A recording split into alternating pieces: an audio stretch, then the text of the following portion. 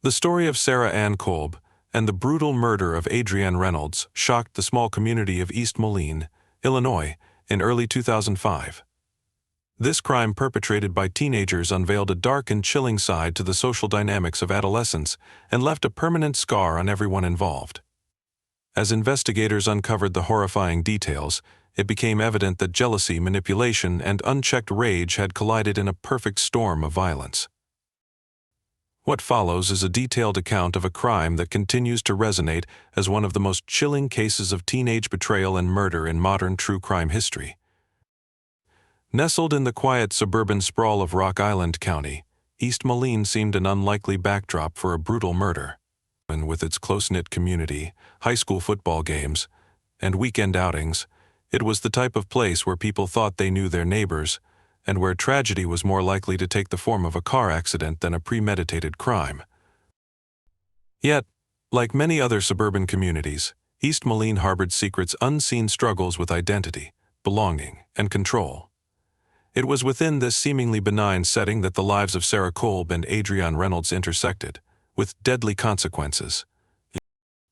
Adrienne Reynolds, 16, was a teenager with a dream of a better future. Born in Texas and raised in a turbulent household, Adrienne was adopted by her grandparents, Tony and Joanna Reynolds, who offered her a stable and loving home. In the fall of 2004, Adrienne relocated to East Moline with her family, seeking a fresh start and a chance to carve out a new identity. Adrienne had big dreams. She planned to earn her GED and join the military, envisioning a life of independence and achievement. Her outgoing nature and radiant personality quickly attracted attention at Black Hawk Outreach Center, the alternative high school she attended.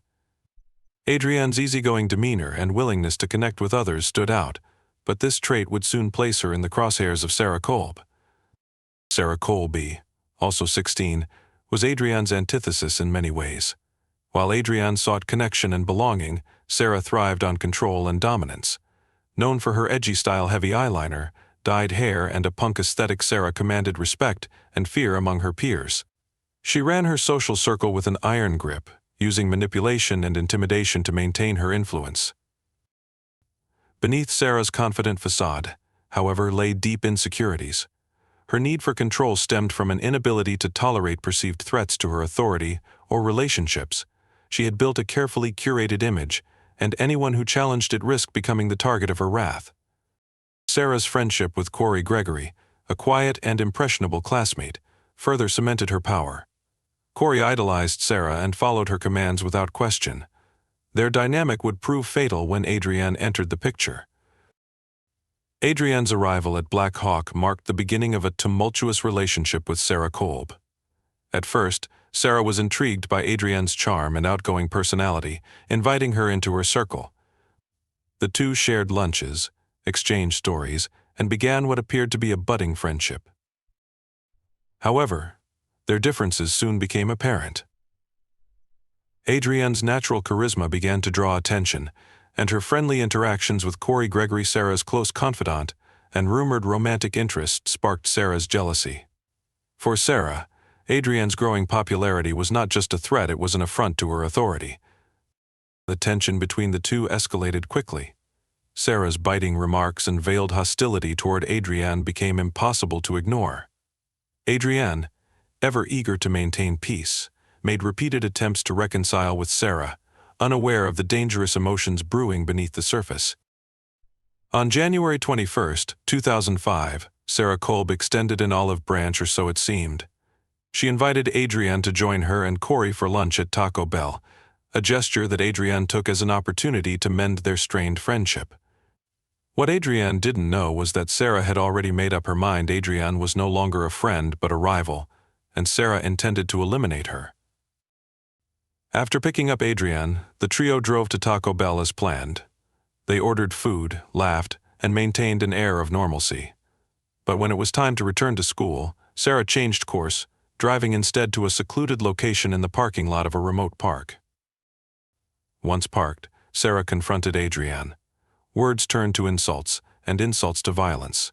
Enraged, Sarah accused Adrienne of disrespect and betrayal, her jealousy finally boiling over.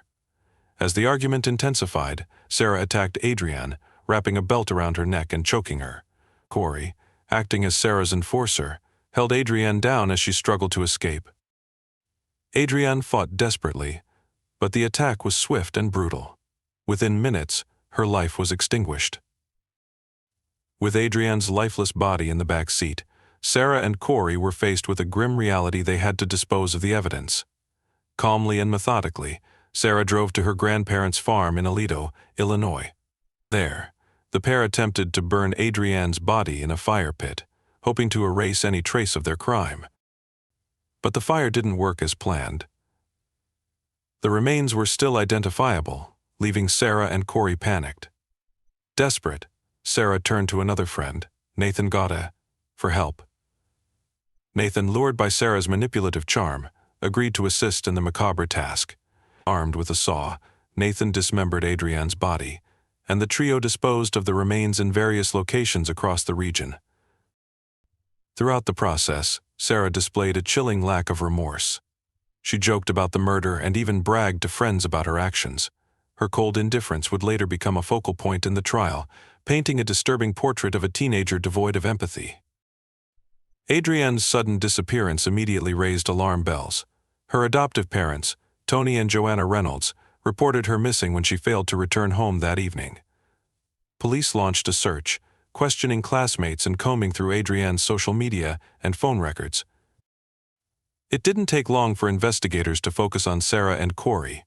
Friends reported seeing Adrienne leave with the pair that afternoon, and their conflicting stories during initial interviews raised suspicions. The breakthrough came when Nathan Gatlary confessed to his role in the cover-up, leading police to Adrienne's remains. The discovery was gruesome. Adrienne's dismembered body had been scattered, her remains bearing the marks of a brutal and calculated crime. For the investigators, it was a shocking revelation: teenagers had carried out an act of violence so horrific it defied comprehension. Sarah Kolb's trial began in October 2005 and quickly became a media sensation. Prosecutors described Sarah as a manipulative and cold-blooded killer whose jealousy and need for control had led to Adrienne's death. They painted a harrowing picture of the events leading up to the murder, using testimonies from friends and accomplices to expose Sarah's dark nature. Corey Gregory, facing his own charges, testified against Sarah in exchange for a reduced sentence. His account detailed Sarah's role as the mastermind behind the crime, leaving little doubt about her culpability. Nathan Gatlary's testimony further implicated Sarah, highlighting her lack of remorse and her active involvement in the cover-up. Sarah's defense team attempted to portray her as a troubled teenager who had been swept up in the chaos. They argued that Corey had acted independently and that Sarah had only participated out of fear. But the overwhelming evidence, including Sarah's own callous statements, made this narrative difficult to believe. In February 2006, Sarah Kolb was convicted of first-degree murder and concealment of a homicide. She was sentenced to 48 years in prison, while Corey received a 45-year sentence for his role in the crime. The murder of Adrienne Reynolds sent shockwaves through East Moline, leaving a community grappling with the unthinkable. For Adrienne's family, the loss was immeasurable.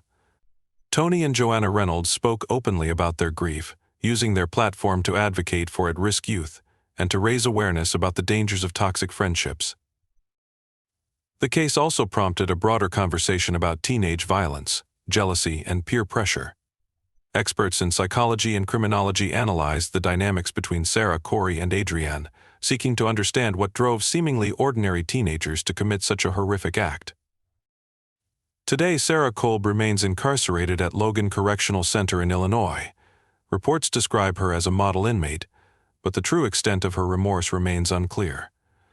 For the residents of East Moline, the memory of Adrienne's life and the tragedy of her death continue to serve as a cautionary tale. The story of Sarah Kolb and Adrienne Reynolds is a chilling reminder of the darkness that can exist beneath the surface of teenage relationships. It is a tale of jealousy, manipulation, and the devastating consequences of unchecked rage, a story that will forever haunt the quiet streets of East Moline. The legacy of the murder of Adrienne Reynolds extends beyond the courtroom and prison walls. It has become a tragic case study in how personal insecurities, toxic relationships, and unchecked emotions can spiral into unimaginable violence. For those who knew Adrienne, Remembering her as more than a victim has been a vital part of healing. In the years following Adrienne's death, her family has worked tirelessly to honor her memory. They described Adrienne as a loving and optimistic young woman with dreams that were unfairly cut short. Her passion for life and ambition to serve in the military are often celebrated in family gatherings and public events held in her honor. Tony and Joanna Reynolds established scholarships and community programs to help other at-risk youth, hoping to create a positive legacy from their devastating loss. Speaking to schools and community groups, they share Adrienne's story to highlight the dangers of toxic relationships and the importance of communication, trust, and emotional support among young people. Adrienne's friends and classmates also created memorials, both physical and digital, to keep her memory alive. A bench in a local park bears her name, serving as a quiet space for reflection and remembrance. Online, tribute pages share her story with thousands, reminding the world of the vibrant teenager she was. Sarah Kolb's actions and the dynamics of her relationship with Corey Gregory and others continue to be analyzed by psychologists and criminologists. Many have sought to understand how such extreme violence could arise from teenage conflict. Experts highlight Sarah's need for control as a driving force behind the crime. Her manipulation of Corey and others reflects a pattern often seen in individuals with narcissistic tendencies. Unable to cope with perceived threats to her authority and social standing, Sarah used intimidation and violence as tools to assert dominance. Corey Gregory, often described as a follower, has been examined as an example of how peer pressure and emotional dependency can lead individuals to commit acts they might never consider independently. His willingness to participate in Adrienne's murder and subsequent cover-up illustrates the power of group dynamics in fueling violent behavior. The case has also shed light on the vulnerabilities of teenagers navigating complex social environments. The desire for acceptance and fear of rejection, coupled with immature emotional regulation, can create a volatile mix, as seen in Sarah and Adrienne's short-lived friendship. While Sarah Kolb's incarceration provides a measure of justice, her time in prison has raised questions about the potential for rehabilitation. Reports suggest that she has adjusted to life behind bars, participating in educational programs and maintaining a relatively low profile. However, for those who remember Adrienne, this transformation feels hollow. Sarah's lack of remorse during her trial and her callous behavior in the immediate aftermath of the murder leave many skeptical about her ability to truly change. Corey Gregory, now also serving his sentence, has expressed regret for his role in the crime. In interviews and statements, he has acknowledged the devastating impact of his actions, though some still question whether his remorse is genuine or driven by the hope of eventual parole. The murder of Adrienne Reynolds not only devastated her family but also left an indelible mark on the East Moline community. Parents became more vigilant about their children's friendships, schools implemented programs to address bullying and peer conflict, and local leaders worked to rebuild trust and security among residents. For teenagers in the area, Adrienne's story serves as a cautionary tale about the consequences of unchecked emotions and the dangers of toxic relationships. Teachers and counselors use her story to foster open dialogue about jealousy, conflict resolution, and the importance of seeking help when relationships turn harmful. The tragedy of Adrienne Reynolds' murder underscores the importance of understanding and addressing the emotional struggles that teenagers face. It also highlights the role that communities play in supporting young people through their most vulnerable years. Parents, educators, and mental health professionals have a responsibility to create environments where teenagers feel safe discussing their insecurities and conflicts. By fostering empathy, teaching emotional regulation, and encouraging healthy relationships, communities can help prevent future tragedies like Adrienne's. The dark tale of Sarah Kolb and the murder of Adrienne Reynolds is one of betrayal, jealousy, and unchecked rage. It is a chilling reminder that even in the seemingly safe confines of a small town, danger can lurk beneath the surface. For Adrienne's family and friends, the pain of her loss is a constant companion, tempered only by the hope that her story might save others from a similar fate. As East Moline continues to heal, the memory of Adrienne Reynolds stands as both a warning and a testament to the enduring impact of love and resilience in the face of tragedy. The streets of East Moline may have moved on, but the echoes of that fateful January day in 2005 remain a haunting reminder of what was lost and the lessons learned in its wake.